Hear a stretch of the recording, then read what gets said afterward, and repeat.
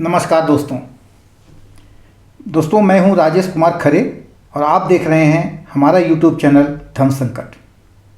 हमने पिछले एपिसोड में जनता के चुनावी घोषणा पत्र के 16 पॉइंट को बताया था, जिसको जनता चाहती है कि पॉलिटिकल पार्टी अपने घोषणा पत्र में शामिल करें।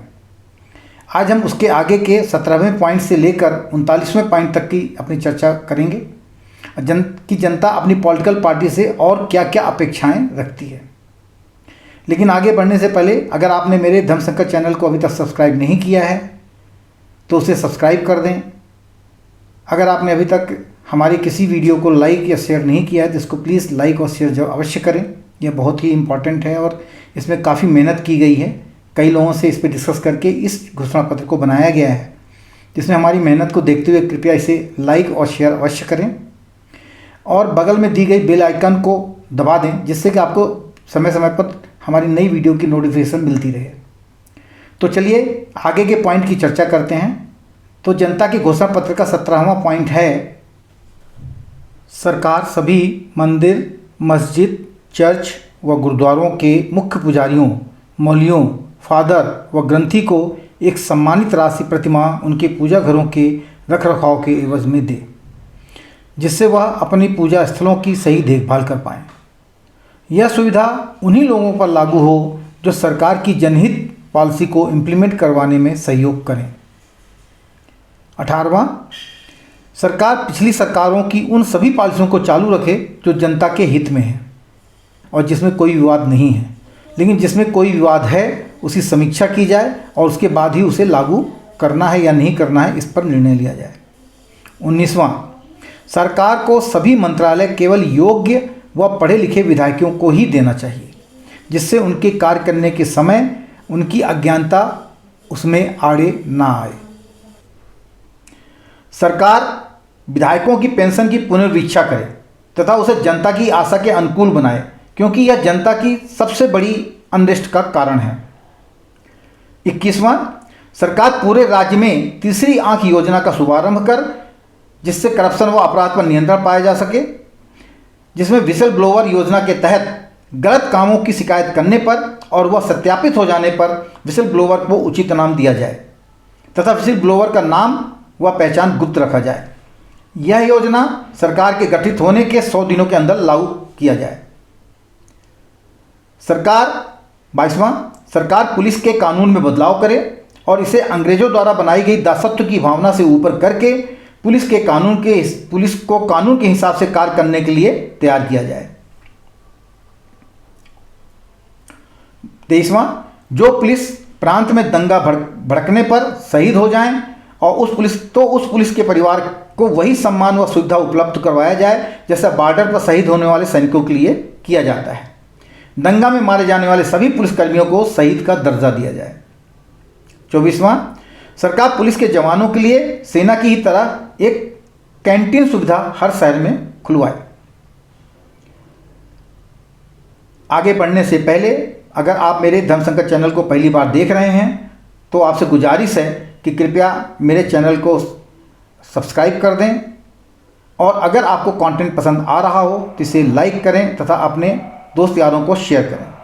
साथ में बगल में दी गई बेल आइकन को दबा दें, जिससे आपको अगली वीडियो की सूचना जल्द मिल जाए। 25वां, सरकार हर वर्ष बुजुर्गों को तीर्थ यात्रा के लिए रेल व हवाई जहाज की यात्रा में सब्सिडी उपलब्ध कराए।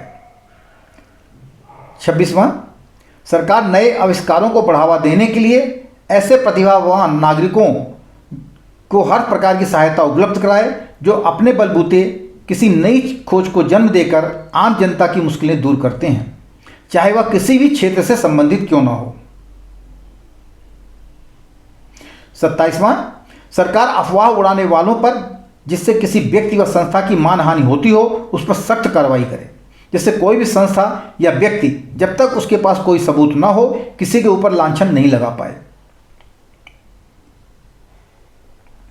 सरकार डिजिटल अपराध की सजा को और सख्त बनाए, जिससे डिजिटल अपराध में कमी आए। सरकार अपने राज्य में डिजिटल अपराध में कमी लाने के लिए एक विशेष विभाग बनाकर उसमें आज के नवयुवा विशेषज्ञों की सेवा ले। 29वां, सरकार मल्टी लेवल मार्केटिंग को रेगुलेट करे, जिससे इस प्रकार की मार्केटिंग को बढ़ावा मिल सके और इसमें होने वाले फ्रॉड को रोका जा सके, जिससे यह आगे चल के उद्योग को गति देने में सहायक सिद्ध होगा, क्योंकि यह बेरोजगारी समाप्त करने का एक बहुत बड़ा उपाय भी हो सकता है। तीसवां, सरकार स्टॉक मार्केट में रुचि रखने वाले लोगों के लिए प्रत्येक शहर में ट्रेडिंग के प्रशिक्षण के लिए ट्रेनिंग सेंटर खुलवाए, जिससे आम जनता को स्टॉक मार्केट की बारीकियां सिखाई जा सकें। आज की डेट पे शेयर मार्केट में 95% नागरिक जो हैं, जो स्टॉक ट्रेडिंग कर रहे हैं, वह उसमें घाटा उठा रहे हैं। सरकार सभी भवन निर्माण में लिप्त कंपनियों की मॉनिटरिंग करवाए, जिससे आम जनता का पैसा ऐसी कंपनी में न फंसे और उनका सपनों का घर उचित समय पर उन्हें मिल जाए, तथा इस प्रकार की फ्रॉड करने वाली कंपनियों में बिना किसी भेदभाव के सख्त कार्रवाई हो, जिससे आगे जनता के साथ फ्रॉड कोई कंपनी करने का जोखिम न उठाए। आगे बढ़ने से पहले अगर आप मेरे धर्म संकट चैनल को पहली बार देख रहे हैं तो आपसे गुजारिश है कि वीडियो को लाइक कर दें, अपने दोस्त यारों को शेयर कर दें, और जिन्होंने हमारे चैनल को अभी तक सब्सक्राइब नहीं किया है वह हमारे चैनल को सब्सक्राइब कर दें, तथा बगल में दी गई बेल आइकन को दबा दें, जिससे आपको आगे आने वाली वीडियो की नोटिफिकेशन पहले मिल जाया करेगी। 32वां, सरकार पूरे राज्य में यातायात को सुविधाजनक बनाने के लिए राज्य के अधिकार में आने वाली सड़कों का जाल बिछाए, तथा जहां कहीं भी टूटी फूटी सड़कें हैं उन्हें ठीक करवाए, जिससे व्यापार को भी बढ़ावा मिल सके। 33वां, सरकार अपने राज्य की खराब पर्यावरण को सुधारने के लिए स्कूल, कॉलेज, पंचायतों व सामाजिक संस्थाओं की मदद से अपने राज्य के पर्यावरण को सुधारने की कोशिश करे, तथा इसके लिए उपरोक्त सभी संस्थाओं की जिम्मेवारी भी सुनिश्चित करे। 34वां, सरकार रिक्शा चालकों, रेहड़ी वालों व मजदूर वर्ग के लोगों को 5 लाख की फ्री दुर्घटना बीमा करवाए। 35वां, सरकार शपथ ले कि वोट बैंक के खातिर वह फ्री में रेवड़ी नहीं बांटेगी तथा कोई भ्रामक प्रचार नहीं करेगी।